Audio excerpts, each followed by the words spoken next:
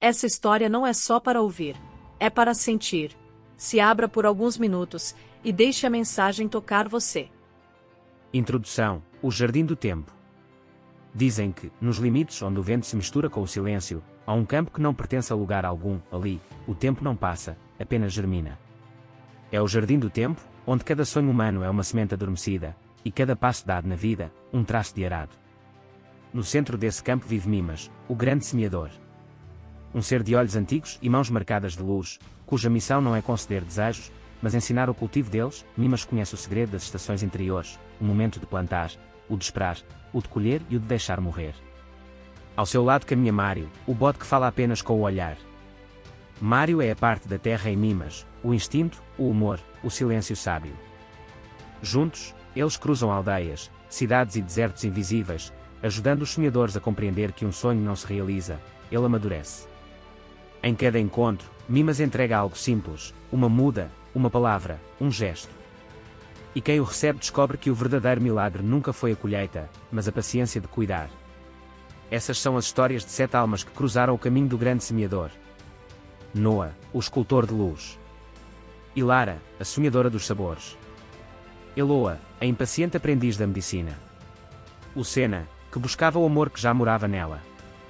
Cael, o homem que queria tocar o céu. Isolda, a guardiã das memórias. E Orion, o andarilho que aprendeu a florescer no silêncio.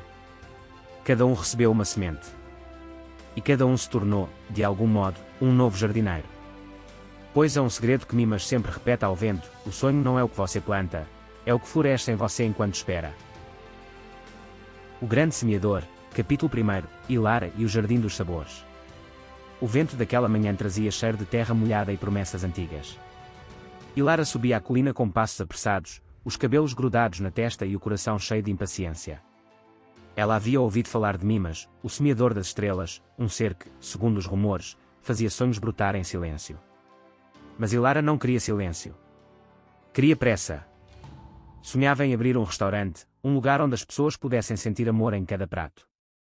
Mas, quanto mais tentava, mais os planos se desmanchavam, o dinheiro faltava, as portas se fechavam, e a esperança murchava antes mesmo de germinar. Quando chegou ao alto da colina, encontrou Mimas ajoelhado na terra, mãos sujas de barro e olhos que pareciam conter séculos. Ao seu lado, um bode de chifres polidos pastava serenamente, Mário, o ajudante e confidente. Então você é o homem que faz sonhos nascerem, disse Ilara, sem rodeios. Mimas ergueu o olhar, e um sorriso quase imperceptível dançou em seu rosto. Faço apenas o que a terra permite, respondeu ele. O resto é trabalho do tempo, e do coração. Ilara suspirou, frustrada: eu já esperei demais. Plantei esperanças, e nada cresceu. Quero que meu restaurante aconteça logo, quero ver o fruto. Mimas limpou as mãos na túnica e caminhou até ela com uma pequena semente dourada. Você quer o fruto, mas esqueceu de cuidar da raiz. Ele entregou-lhe a semente: esta é a semente do teu sonho. Não cresce com pressa, mas com propósito. Planta-a no solo do teu cotidiano, nos teus gestos, no teu aprendizado, nas tuas falhas.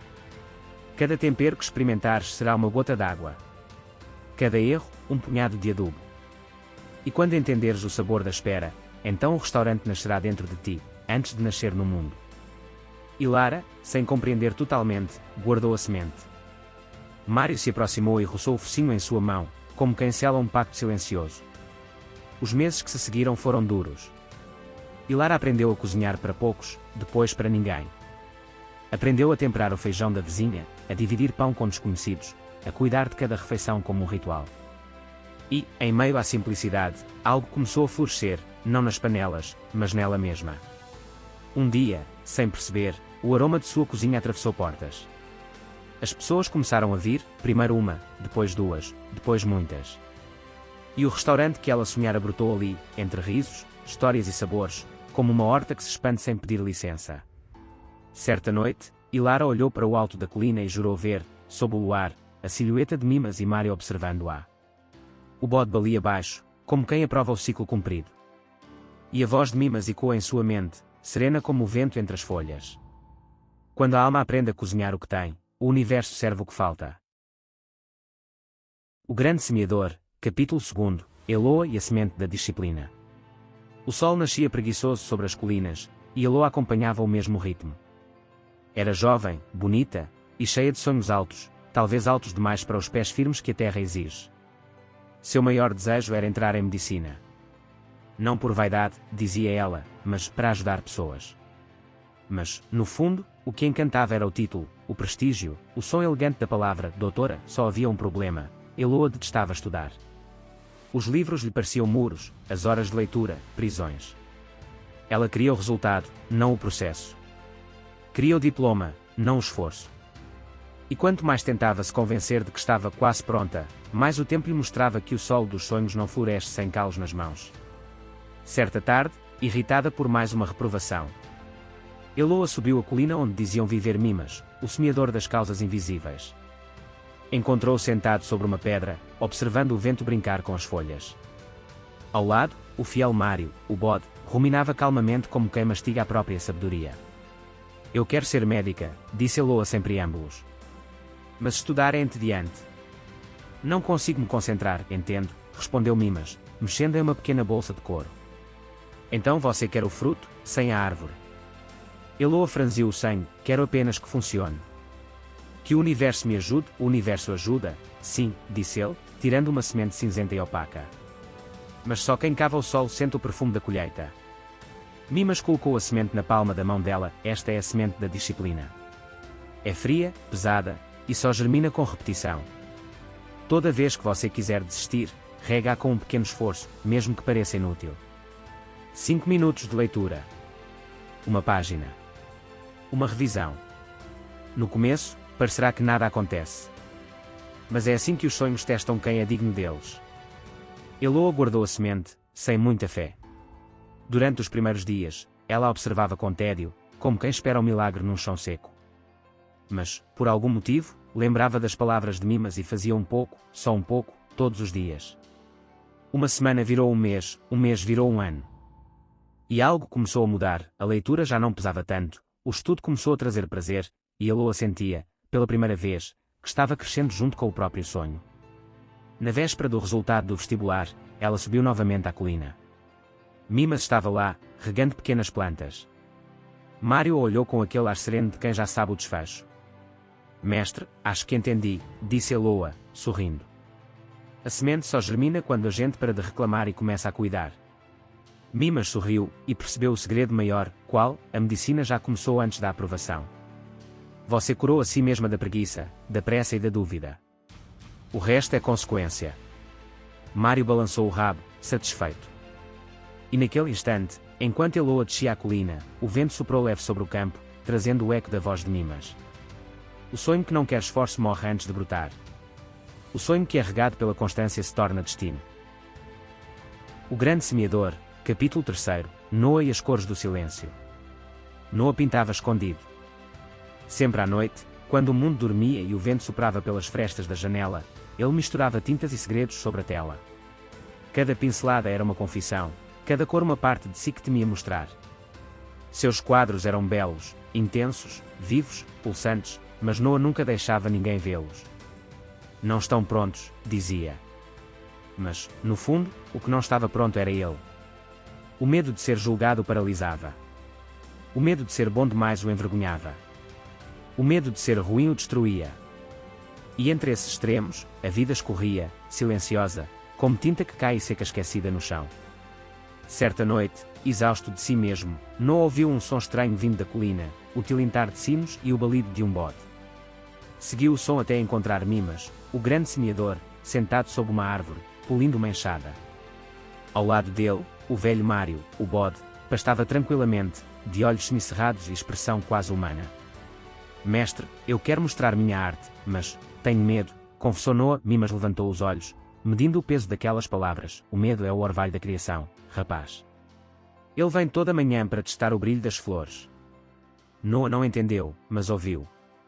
Mimas então retirou uma pequena semente azul e entregou-a ele, planta-a na sombra e a regue com coragem. Mas cuidado, coragem não é ausência de medo. É andar com o medo ao lado e continuar mesmo assim. Noa voltou para casa e plantou a semente num vaso velho. Durante dias, ela não germinou. Mas a cada vez que ele vencia o impulso de esconder um quadro e mostrava uma tela para alguém, mesmo que tremendo, algo brotava. Primeiro, um talo frágil. Depois, uma flor azul, com pétalas que pareciam refletir as cores das pinturas que ele jamais mostrara. Um dia, sem perceber, Noah montou uma pequena exposição. Não por coragem cega, mas porque a vontade de compartilhar superou o medo de ser visto. As pessoas se emocionaram. Algumas choraram. E naquele instante, Noah entendeu que a arte não era sobre ser perfeito, era sobre ser verdadeiro. Na noite seguinte, ele subiu novamente a colina. Mimas o esperava com Mário, que mastigava folhas azuis da flor recém-colhida. Então, mestre, o medo foi embora. Mimas sorriu. Não.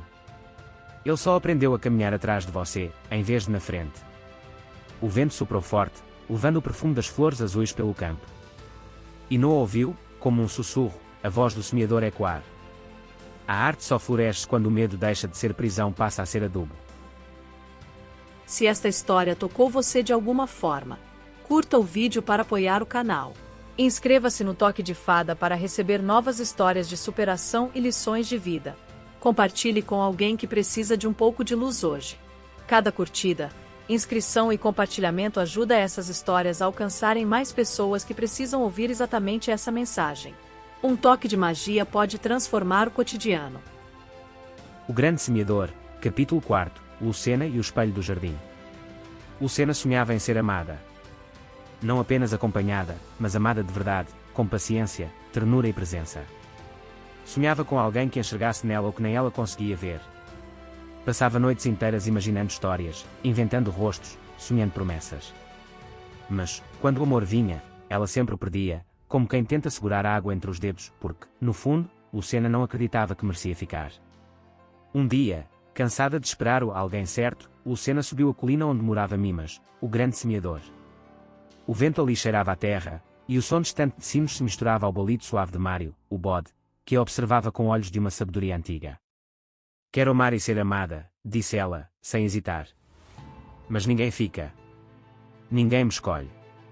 Mimas, sentado entre flores brancas, ergueu o olhar. Ninguém rega o jardim que não acredita merecer flor.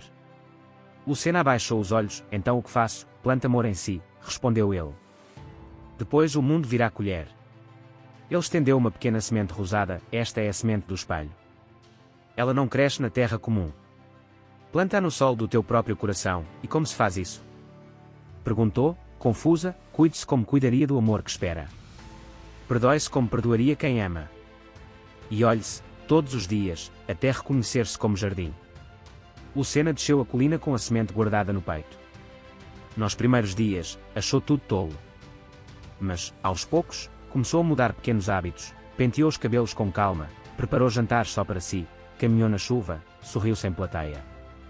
E a cada gesto de amor próprio, algo brotava por dentro, um calor leve, silencioso, como flor nascendo sob o peito. Meses passaram e Lucena não esperava mais ninguém. E foi então que o amor veio, sem promessas, sem urgência, sem medo. Não como um salvador, mas como um espelho. Ele apenas refletia o que ela já havia se tornado, amor em forma de pessoa. Certa noite, sentada à porta de casa, Lucena viu ao longe a silhueta de Mimas e Mário. O semeador acenou, e o bode balançou o sino no pescoço, fazendo soar um som doce no vento. Mimas sorriu e disse, apenas com o olhar. Quem floresce por dentro nunca mais implora por primavera. O Grande Semeador, capítulo 5, Cael e o fogo que ensina. O som do martelo ecoava pelo vale. Cada pancada fazia o ar vibrar, e o calor da forja iluminava o rosto cansado de Cael, o ferreiro. Ele era conhecido por sua força e destreza, mas também por seu orgulho. Cael acreditava que o mundo estava errado, que as pessoas eram fracas, desleais, e que só ele via as coisas com clareza. Certa noite, enquanto batia o ferro incandescente, murmurou, eu mudarei o mundo com minhas próprias mãos. Mas, quanto mais forjava, mais amargo se tornava. Suas armas eram belas, mas frias. E o mundo, seguia o mesmo. Exausto, Cael ouviu um som suave vindo da colina, sinos, passos lentos, e o balido de um bode. Levantou o olhar e viu Mimas, o grande semeador, aproximando-se com Mário ao lado. O semeador o observou em silêncio, até que Cael explodiu. Todos são ingratos.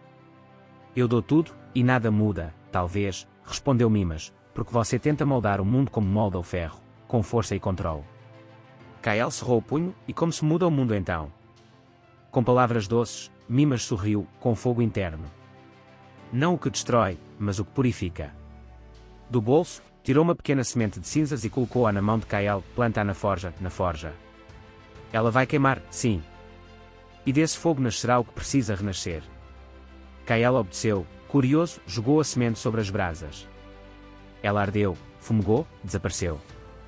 Nada aconteceu. Mas nos dias seguintes, algo começou a mudar, não no mundo, mas em Kael. O fogo da forja parecia falar com ele. A cada golpe, ouvia uma voz interior que sussurrava: não transformes o mundo, transforma a tua maneira de vê-lo. Ele passou a trabalhar em silêncio, com mais atenção. Fez menos armas, mais ferramentas. Reparou o que estava quebrado em vez de forjar o novo. A aldeia começou a florescer em harmonia, e o ferreiro, sem perceber, havia realmente mudado o mundo. Não com imposição, mas com exemplo. Certa tarde, enquanto o sol caía, Mimas voltou à forja. Kael o recebeu com humildade: mestre, eu entendi. Para mudar o mundo, precisei ser moldado por ele primeiro. Mimas assentiu, olhando o brilho das brasas. O fogo sempre ensina. Queima o ego, mas revela o ouro. Mário balançou o sino no pescoço, e o som se espalhou como bênção. O semeador então completou: o verdadeiro ferreiro não forja espadas, forja consciência. O grande semeador, capítulo 6, Isolda e o Jardim do Tempo. Isolda costumava ser chamada de a mulher mais bela da aldeia. E, por muitos anos, acreditou que isso era o mesmo que ser amada. Mas o tempo, silencioso e inevitável, começou a levar embora o brilho da juventude, como o vento que apaga lentamente a chama de uma vela. Cada ruga nova parecia uma sentença. Cada fio de cabelo branco, uma lembrança de que a eternidade não mora na pele.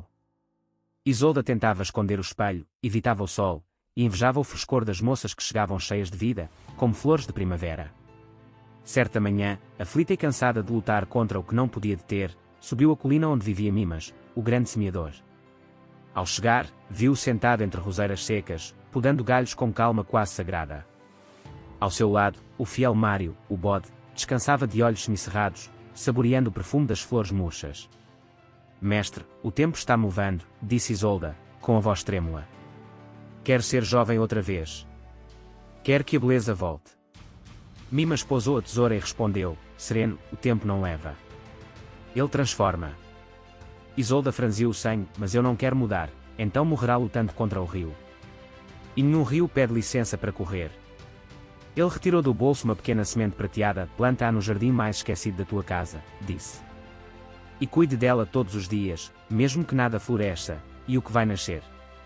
Perguntou: o que você mais precisa ver? Isolda voltou para casa e plantou a semente atrás da janela, onde ninguém olhava. Os dias viraram semanas, e nada brotava. Mas, enquanto esperava, começou a perceber o brilho de outras coisas: o canto dos pássaros, o riso dos netos dos vizinhos, o cheiro do pão quente. Sem perceber, ela também florescia, não no rosto, mas na alma. Certo dia, ao amanhecer, viu algo diferente: uma pequena planta prateada, cujas folhas refletiam o sol como espelhos líquidos. Ao olhar mais de perto, percebeu que cada folha mostrava um rosto seu, jovem, madura, velha, serena. Todas belas. Com lágrimas nos olhos, entendeu que a semente de Mimas não era de flor, mas de aceitação. E o jardim do tempo havia-se aberto dentro dela. Naquela tarde, Mimas apareceu à porta, e Mário balançou o sino no pescoço, saudando-a. Mimas sorriu e disse: viu, Isolda? O tempo é um jardineiro. Ele não rouba a beleza, apenas muda as flores. E enquanto o sol se punha, Isolda sentou-se ao lado dos dois, sentindo pela primeira vez em muitos anos que a beleza verdadeira não precisa de espelho, apenas de presença. Quem entende o tempo deixa de temer o espelho, porque reconhece que cada linha do rosto é uma raiz da alma.